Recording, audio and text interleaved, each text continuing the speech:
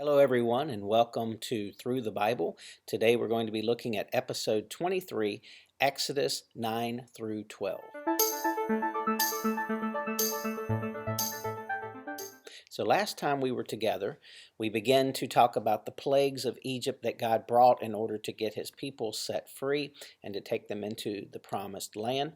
So, today we're picking up on plague number 5, the plague of the livestock. We began last time talking about how each of the plagues is a direct attack against the gods that Egypt worshiped, the false gods, and God was showing himself to be superior to anything that they had come up with in their imagination.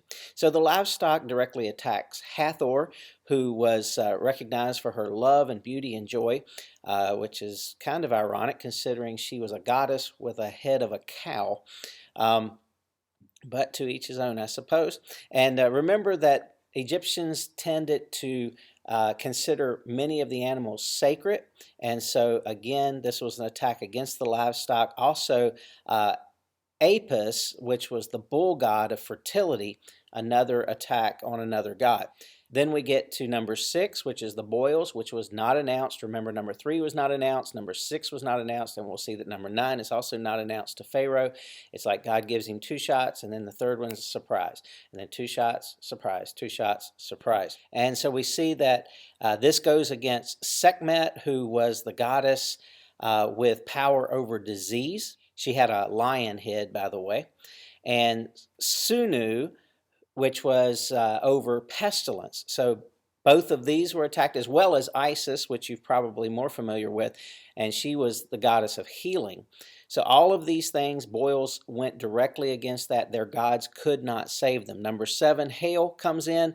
It's the third cycle now. Remember, 1 through 3 was the first cycle, 4 through 6 is the second cycle, and now 7 through 9 will be the third cycle that we see happen in this process. This is a direct economic distress upon the nation.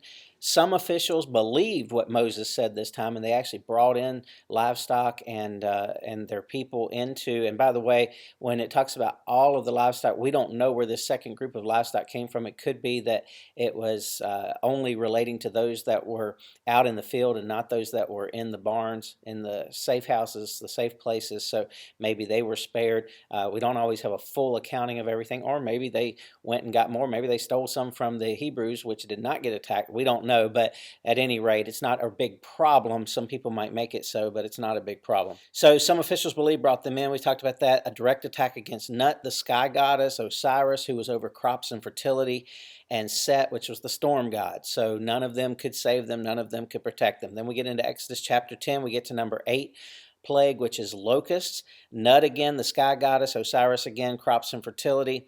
And this is kind of finishing off all their hope at this point. Their whole economy is devastated. Their food, their ability to create clothes, their crops, everything is just pretty much devastated and wiped out at this point. Then we see 9, the darkness come over the land. Again, no warning comes into place. We see Re come out again, the sun god. Horus is also a sun god. Nut is the sky goddess, I think we mentioned before, and Hathor is also a sky goddess. So none of these could protect them from the darkness that came upon the earth and that time of really fear as it came into the hearts and of the Egyptians even greater than it had before. And then we get down to Exodus 11, the death of the firstborn, the final plague. Stands alone. It's what's going to create the Passover in Israel that's still celebrated today. And it's also going to point to Christ, which we'll get to in a minute. Heket was a god over childbirth, Isis, the protection of children, and men over reproduction, and even Pharaoh's son, because remember, Pharaoh was considered a god in Egypt. So all of these became God's direct proof to them that their gods were insufficient to protect them, to save them, that he was the only true God. Interesting to note, we point to the fact that there's also a lot of parallels, a lot of connection with the tribulation plagues which happen in the book of Revelation. They're all literal. It deals with the unrepentant people. No matter what happens, people just continue to curse God. They continue to do things against God. And then at the final step, it's a part of the process that overthrows the Antichrist system, the governmental system that is against God, and frees God's people. So again, these parallels are very important as they point toward the future. And so we see with this plague of the firstborn, with the death of the firstborn, there's the creation of Passover as a pointer to Jesus. We don't have time today to get into all of that, but just a few signs here. The unleavened bread shows that sense of urgency to move forward into God's plan and purposes, to be ready to move. The sinlessness, because it did not have leaven in it, which also often represents sin. To eat it all, talking about the Passover meal, is a sign that we have to be fully committed to God. It's not a on the fence thing. It's not an on again, off again. We need to be fully committed to the things of God.